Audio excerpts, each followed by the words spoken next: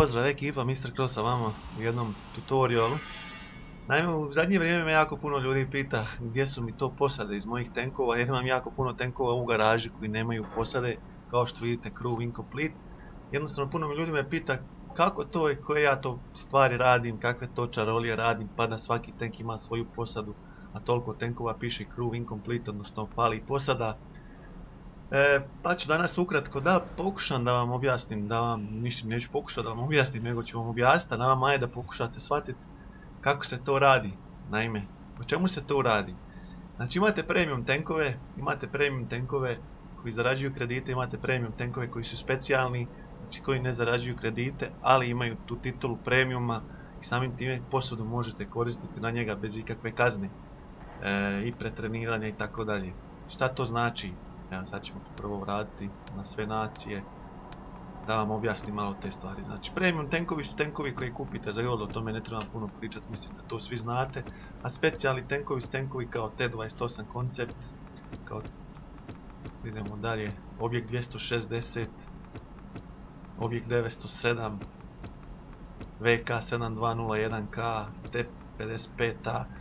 Znači to su sve specijalni tenkovi, premium tenkovi koji ne zarađuju kredite, znači nisu premium tenkovi u pravom smislu riječi da su kredit boosteri, odnosno da vas njima ćete ući u partiju zarađivati kredita, nego su to samo specijalni tenkovi sa premiumom pored svog imena.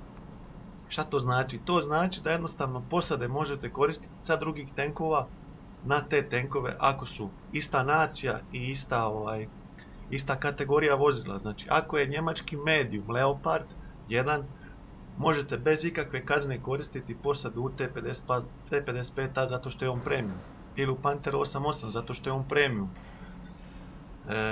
Možda još niste shvatili o čemu se radi, ali daću vam jedan primjer sa njemačkim tank destroyerima, jer njih imam najviše. Samo da ih izaberem dole, znači njemački tank destroyer. Uzmemo u primjer Waffenträgera. Na Waffenträgeru imam posadu sa 5 skillova i kao što vidite ovdje, Waffenträger AUF 100 posada obučena za njega. Znači imam posadu koja je pretrenirana samo za njega. Znači bitna stvar je, posadu možete imati istreniranu samo za jedan ne premium tank. Znači to je ona bitna stvar, samo za jedan ne premium tank. Znači ne možete imati posadu istreniranu i za Waffenträgera i za Erdheima, samo ili za jedan ili za drugi. No sad se dovodi u pitanje kako ja tu posadu prebacivam u druge tenkove. Trik je u tome, imam 4 premium tenka koji su njemački destroyeri. Bitna stvar, da je Njemac i da je destroyer, jer je Waffenträger, znači ova posada je obučena za njemačkog destroyera Waffenträgera E100. Svaki drugi premium tank nije bitno koji je, bitno da je destroyer i Njemac, znači u tome se radi. Sada na primjer uzmemo Jak Tigra 88 i uzmemo posadu od Waffenträgera. Prvo ću posadu poslati u barake i jednostavno pritisnem Jak Tigra i sad ću vratiti posadu sad ću prebaciti posadu od Waffenträgera u Jak Tigra. Kao što vidite ovdje crveno je ovo Waffenträger E100, znači da je posada obučena za Waffenträgera E100. No ja ću svejedno prebaciti tu posadu tu. Možda sam mogao pritisnuti onoj back, ali mi vjerojatno vratilo krivu. Evo ga, sad imam tu posadu od Waffenträgera u Jak Tigru 88. Vidite ovdje brojeve postotke, znači koliko je posada, znači nije crveno, znači možete posadu koristiti u ovome tenku bez ikakve kazne, bez ikakve penaltija, znači koristite posadu isto što je koristite u Waffenträgeru i u tome je taj trik. I ne samo u Jak Tigru, znači mogu tu posadu koristim, znači return, evo ga u E25 posada, jednim klikom sam vratio posadu E25. Dickermax.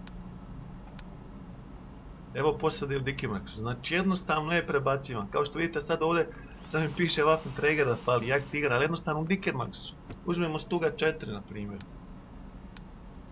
Imam tu i Stuga 4 posadu sa 5 skillova. Znači to je trik sa ovom posadom. I zbog toga meni puno tenkova nema posadu u garaži iz razloga toga što imam posadu u nekom drugom tenku. Koristim jednu posadu u više tenkova jer imam preko 30 premium tenkova. I onda imam tu mogućnost da jednostavno kombiniram sa posadama. Evo uzet ćemo na primjer njemačke medijume. Imam ovdje jako puno medijuma. Znači imam Leoparda koji nije premium i imam E50M koji nije premium. Sad je ona stvar. Ne mogu jednu posadu koristiti i u jednom i u drugom, nego sam morao imati dvije posade. Kao što vidite, Leopard ima svoju posadu sa 4 skilla, E50M ima svoju posadu sa 4 skilla.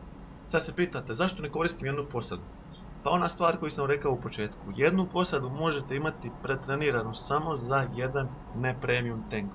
U tome slučaju imam jednu posadu za Leoparda zato što nije premium, jednu posadu za E50M što nije premium. No, imam 4 medium tanka koji su premium, T55, Panther, Panther M10 i T25. Sad imam mogućnost da biram da li želim da igram ove tankove sa posadom od E50M ili sa posadom od Leoparda. Sasvim je svejedno, evo ovako ćemo staviti return i on mi ovdje prebaci posadu od Leoparda 1. Ne znam po kojem sustavu prebaciva posadu, ali mislim zato što ima više skillova, ali uglavnom vi možete birati koju posadu želite staviti. Znači to vam je trik prebacivanja posade i to radim sa svim svojim tenkovima svim tenkovima u garaži, na primjer za CDC koristim posadu od Bečeta. Vidimo dalje šta imamo u garaži, idemo ovako za objekta 907 koristim posadu od objekta 140.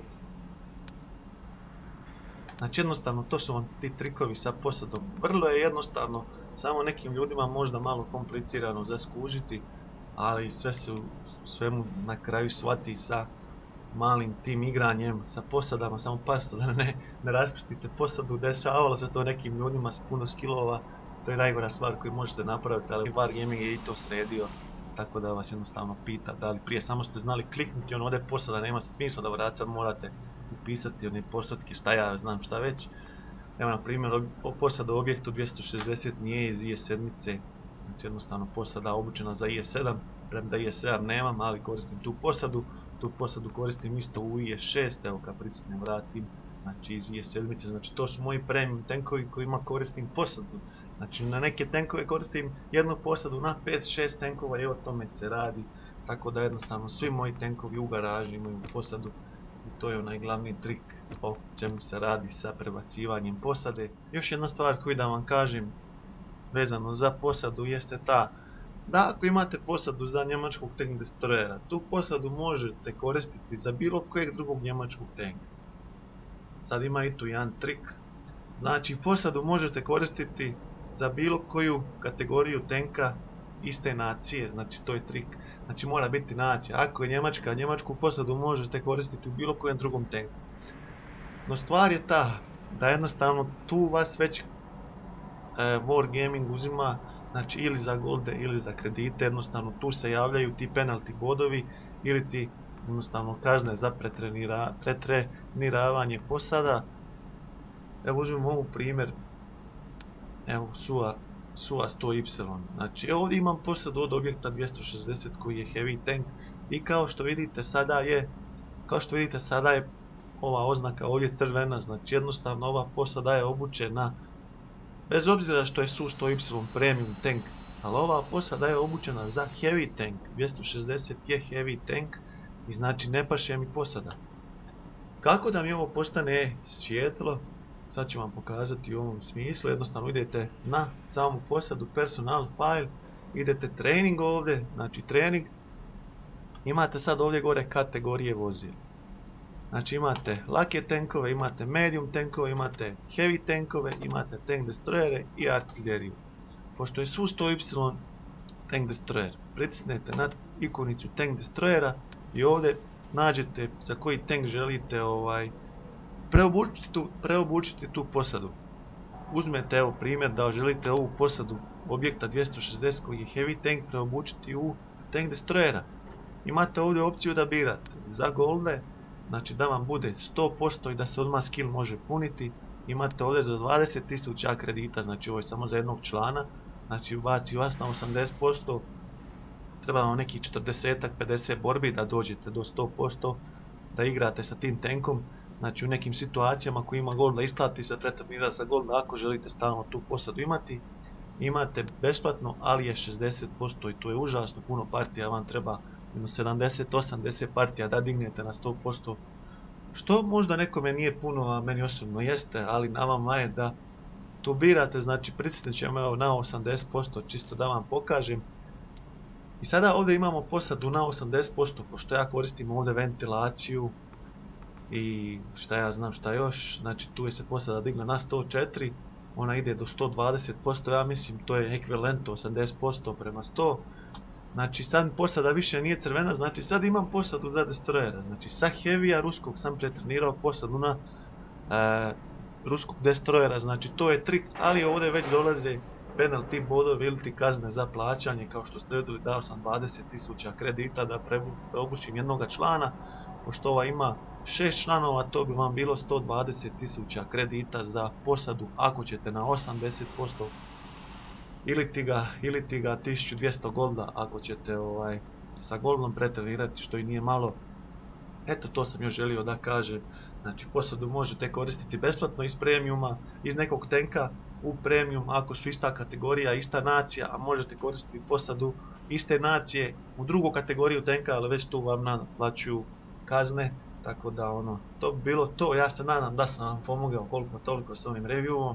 Napišite u komentar ako želite da vidite još tih tutoriala, napišite o čemu bi željeli da vidite tutorial, šta želite iduće da napravim, šta vam nije jasno, ja ću se potruditi da sada u buduće vrijeme često izbacujemo ovakve tutoriale, da vam objašnjavam tu igru. Ništa, do idućeg klipa vas pozdravlja Mr. Craft.